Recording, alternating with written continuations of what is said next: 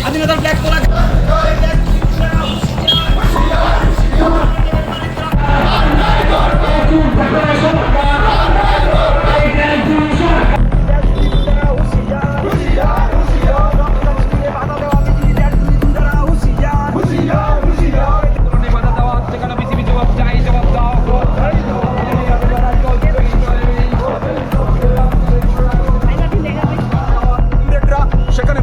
সামনে করম চড়ায় জাতীয় পতাকা তুলবে সকালবেলা, জাতীয় পতাকা তোলা যাবে না।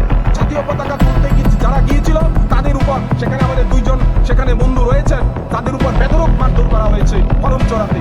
এখানে আমাদের নলছড়ের বগার বাসায় আমাদের সেখানেও জাতীয় পতাকা তুলতে গেছে, সেখানে বিজেপির গুন্ডারা তাদের উপর বেধড়ক মারধর করা হয়েছে আমাদের সেই যুবকদের উপর। আমরা বলছি যে এটা কোন আইনের শাসন? মুখ্যমন্ত্রী বলছেন আইনের শাসন চলছে, সেখানে স্বচ্ছ ভারত, সেখানে বিকশিত ভারত, এটাই যদি হয় রক্তদান শিবির করা যাবে না, এটা কোন সমাজ? সভ্য সমাজের কাছে লজ্জা।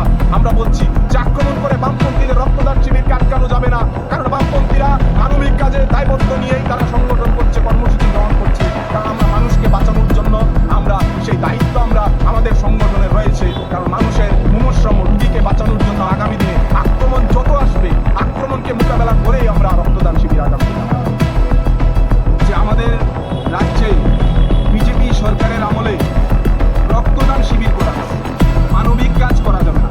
স্বাধীনতা দিবসে এই দেশের বীর শহীদদের শ্রদ্ধা জানিয়ে আমাদের ডুকলি বিভাগে আমরা আমাদের ডিওয়াইএফআই ত্রিপুরা রাজ্য সম্পাদক কমরেড নবারুণ দেবের বাড়িতে রক্তদান শিবিরের আয়োজন করা হয়েছে।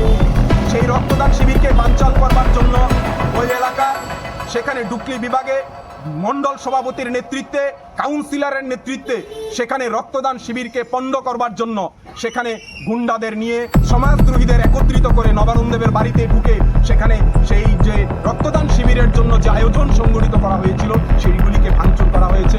ডেকোরেটরের জন্য যারা কাজ করতে এসেছিল তাদের উপর বেধড়ক মারধর করা হয়েছে যে কেন সেখানে এই রক্তদান শিবিরের ডেকোরেটরের কাজ করার জন্য